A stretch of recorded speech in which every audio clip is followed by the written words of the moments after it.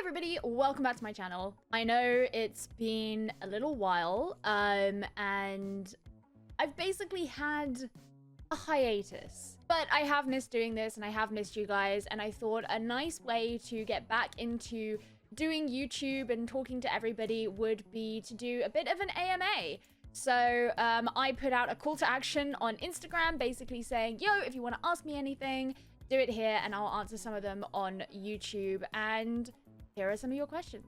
By the way, I got 13 pages of questions, so if your question isn't on here, I'm sorry, I can't answer everything. What's your biggest motivation in life?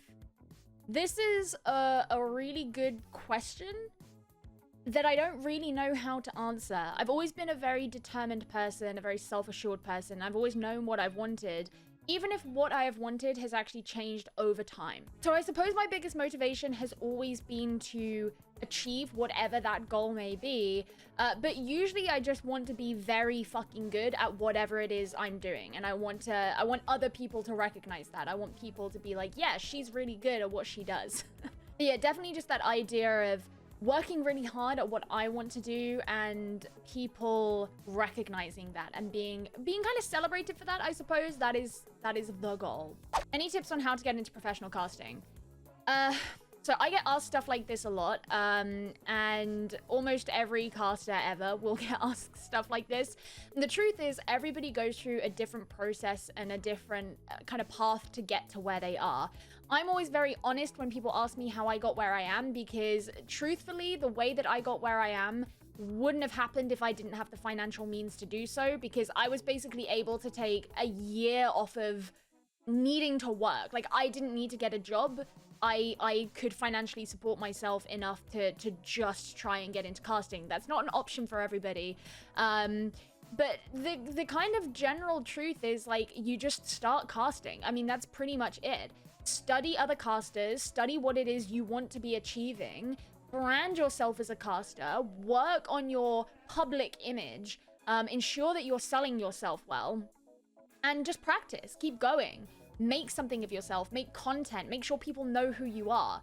Don't ever, by the way, write in your Twitter bio, aspiring caster, because no one wants to hire an aspiring caster, they want to hire a caster. So sell yourself as the job you want, not where you are at that point.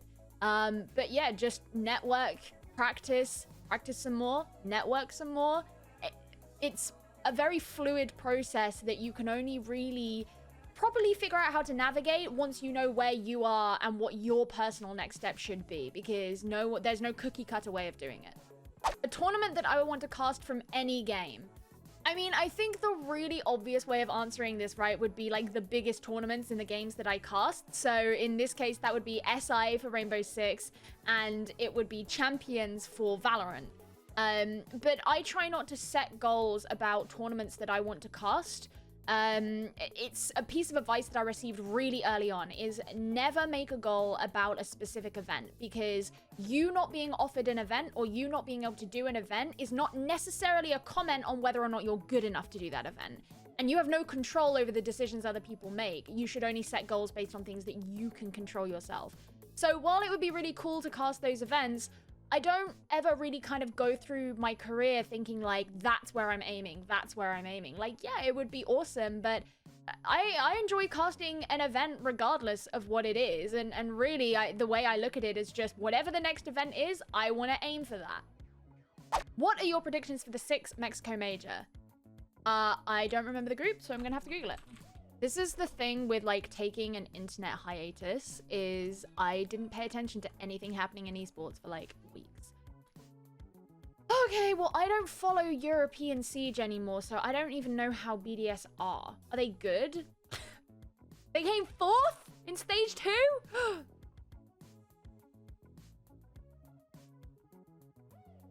Alright, well, I guess BDS are trash then. That was a joke. Okay. In each group, then, I would love to say Sonics and Team 1 for Group A, but I think there's a high likelihood that BDS could be in there over either one of those two teams. For Group B, I'm going to say Na'Vi and SSG are going to be in the top 2. For Group C, I'm going to say NIP and G2 are in the top 2. And for Group D, oh my god. See, Merc has just been announced to not be playing, but I think Poge being in is not going to make a huge difference. I want to say TSM and Team Empire, but obviously Team Liquid could also be up there. But based on stage 2, I'm not sure Team Liquid are like at full form. The thing with Team Empire is they could just like do an SI and be incredible in groups and then like shit the bed in playoffs. Who do I think is going to win? I mean, I could see NIP winning. I could see G2 winning. But there's no one, I mean, even SSG maybe, but like there's no one who I look at and I'm like, oh, it's definitively them. Which is a bit of a boring answer, I'm afraid. What is the craziest and most out of character thing you've ever done? Leaving university. So I think I've told this story before, but I basically crashed and burned out of university. I was supposed to be doing a 4-year degree, which would have given me a master's degree. Instead, what happened is in my final year, I decided to quit out of my corporate, very prestigious internship at a global financial company, and also quit out of university and just graduate with a bachelor's instead of a master's, and just try and go into esports, which was a field I had no experience in, didn't really know a ton about, but just thought I would want to do. I had never been a risk taker prior to that. Like, the least risk-takery person you could possibly envision. That was me, and yet I was just like, fuck this, I'm out, and I'm just gonna, like, roll with the punches. And I'm so glad I did that. It is the best decision I've ever made in my life, but it was still the most out-of-character thing I'd ever done at the time. What brought on your love for hockey? A kind of combination of factors. So I've been into skating for a very, very, very, very long time. I did it when I was really quite young. I really wanted to do speed skating, but it's not super accessible in the UK, and it wasn't where I lived. So I already really liked skating. I also already really liked, like, North American sports merch. Like, whenever I went to America, I would always buy, like, football merch and stuff. So I started buying hockey jerseys. I had some friends who were into hockey, so it sort of piqued my interest from that. And then at the end of 2020, I was going through a really kind of shitty time, and I was just like, I'm like, maybe I should try and watch some and just see how it is. And I really enjoyed it. I thought it was really cool. And I was like, I'm not gonna do that myself. Like, I would never. And then I decided to do it myself. So there you go. How is the switch from Overwatch to Siege?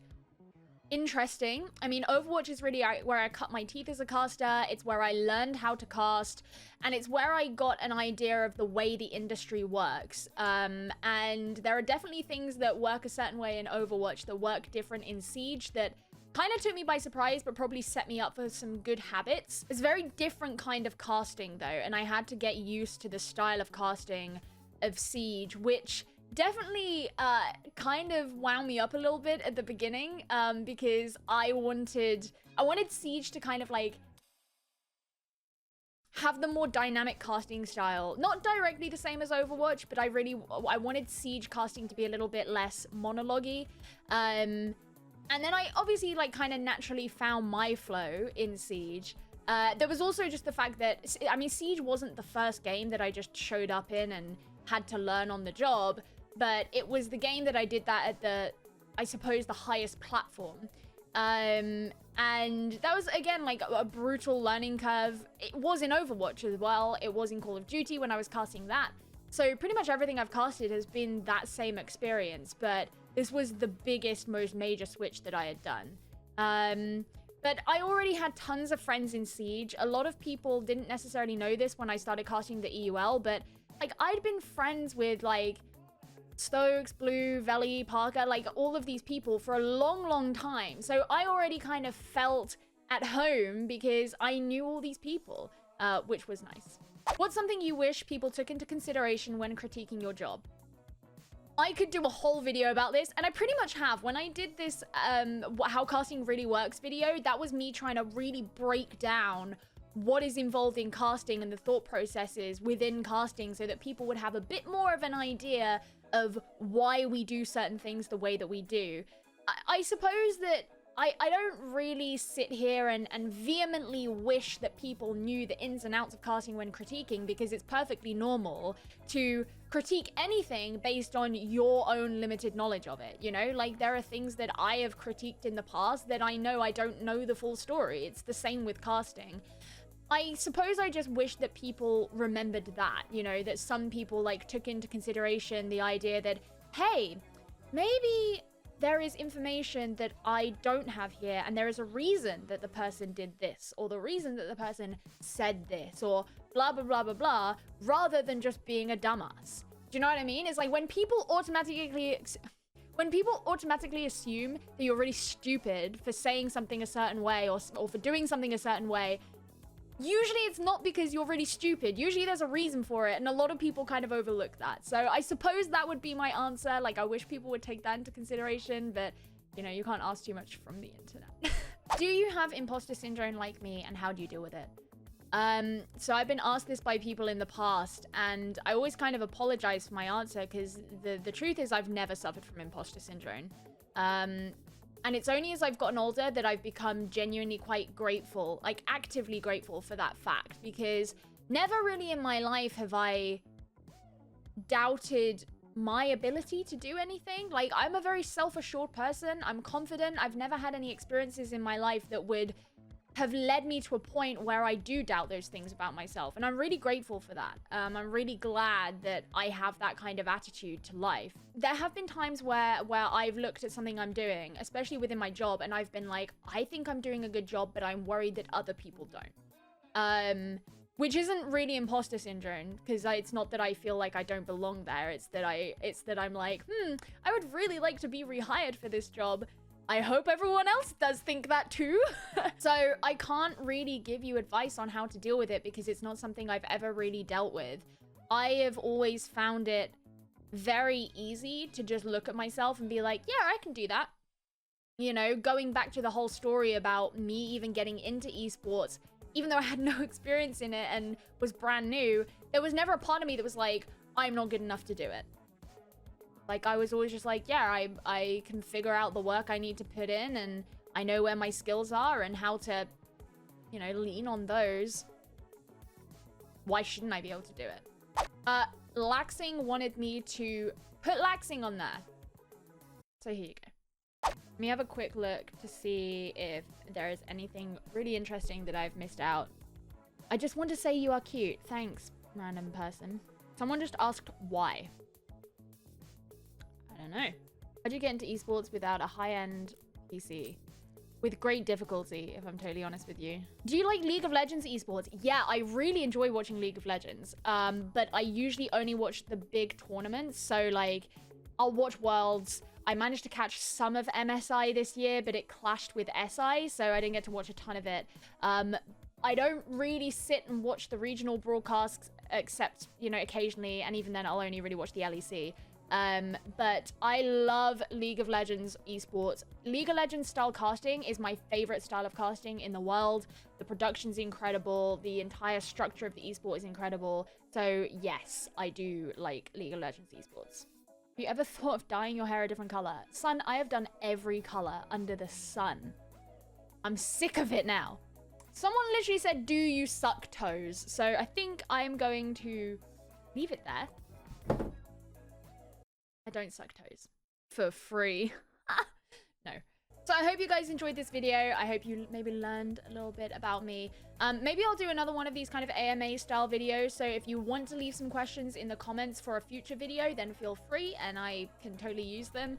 But I'm hoping to come back and make a little bit more content in the near future as well about esports, I guess. I really appreciate you guys being really patient with me while I've been having a lot of time off and there's been stuff going on with me. So thank you guys so much for watching. I'll see you in the next video. Don't forget to follow my socials. Goodbye.